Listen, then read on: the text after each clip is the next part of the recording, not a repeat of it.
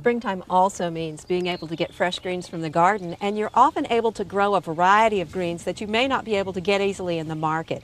And that's what happened today, actually. But we tape a little bit ahead of time, and so I'm making a radicchio side salad, but the radicchio in the garden isn't quite there, and the radicchio in the market isn't there either. So we're going to make a substitution that I'll address when we get to that ingredient. What I have here is one tart apple that's been chopped. Now, I used a Granny Smith apple because that's definitely nice and tart, and it would reflect really well against the red of the radicchio. And I do have one leaf here that you can see, and that would add a lot of color to this salad. So since we didn't have radicchio, you might have been better off to use a substitution of another ingredient. Now, we want this apple to stay nice and colored correctly, so I'm adding a tablespoon of lemon juice to this and just stir that around a little bit.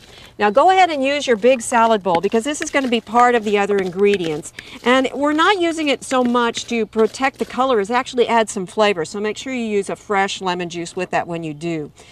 Now this is where we normally would add some radicchio, but since we didn't have it, I've got romaine. Romaine is also got it's a sturdy lettuce, and it will hold up against the other ingredients that we're adding. Radicchio itself has a lot of bitterness to it. It's a sharper flavor, but this one also works well with it.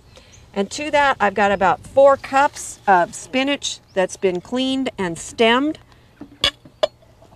and then 2 ounces of crumbled blue cheese, which comes out to be close to a half a cup, and then a half a cup of chopped toasted pecans.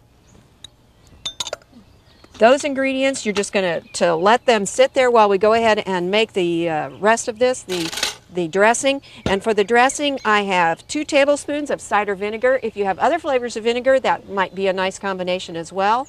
Also with this, we have about a tablespoon of honey. That's moving really slowly today. Let's see if I can move that off a little bit easier with a second spoon here. We're simply going to whisk these ingredients together and then pour them over the rest of the salad.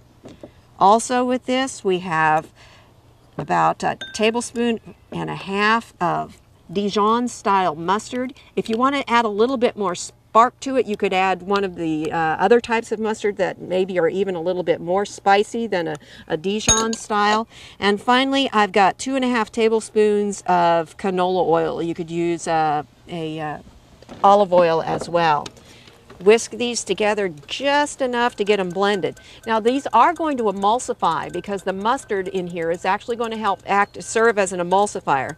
So it doesn't take a lot, and then we'll drizzle this over the salad. And this is going to give it sort of a sweet and sour effect, but the sweetness is going to help with the bitterness of the radicchio if it was there. But I found that it also makes a good combination with the other ingredients that we've already got here.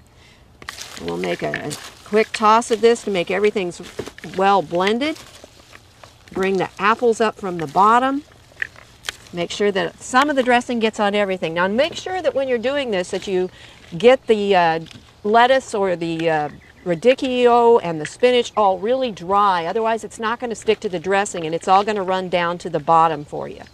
Once those are fairly well blended, next step is simply to serve it up. And this becomes a fresh springtime salad. And as you can see, I had no trouble finding an alternate green. So if you don't have radicchio, even though it is in the title as Radicchio Side Salad, it's not a problem. Go ahead and serve it to your family and let them enjoy it. For Oklahoma Gardening, this is Barbara Brown.